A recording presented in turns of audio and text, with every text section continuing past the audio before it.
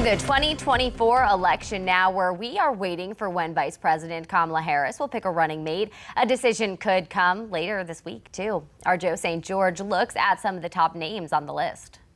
We are now inside 100 days until Election Day, and Democratic Party officials are making clear they want to make official their new presidential ticket as quickly as possible. Top party leaders have indicated they would like Vice President Harris to select her running mate by August 7th, which means this week will be full of speculation regarding who it might be.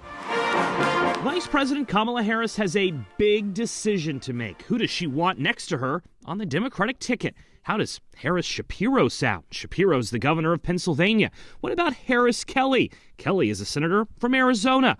Harris Bashir, the governor of Kentucky. Harris Cooper, the governor of North Carolina. Harris Buttigieg, the secretary of transportation. All have been floated as leading contenders to get selected. Political odds makers at the gambling site OddsChecker currently have Senator Kelly, followed by Governor Shapiro, as the favorites, and both have done things publicly in recent days to indicate they would want the job. Pennsylvania is the ballgame. Shapiro has highlighted Pennsylvania's importance with the Electoral College. Kelly has signed on to support a pro-labor bill and has discussed what he believes are the high stakes of this race. Again, this is not about me. This is about the future of this country.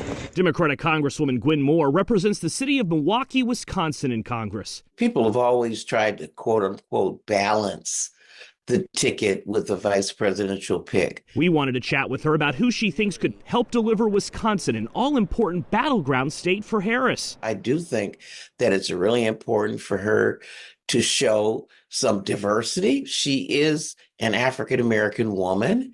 And so I think a very balanced ticket, might be to choose a man. I think governors really have demonstrated their ability to manage. I think that we take Minnesota for granted. My good friend, Tim Walz, I think would be a great choice. If you look at the numbers currently of all the major swing states, Pennsylvania has the most up for grabs electoral college votes, 19 in total. It's why Governor Shapiro's name keeps getting mentioned so often. A surprise pick, of course, is always possible too. Whoever is selected would likely face off against Senator J.D. Vance in the vice presidential debate.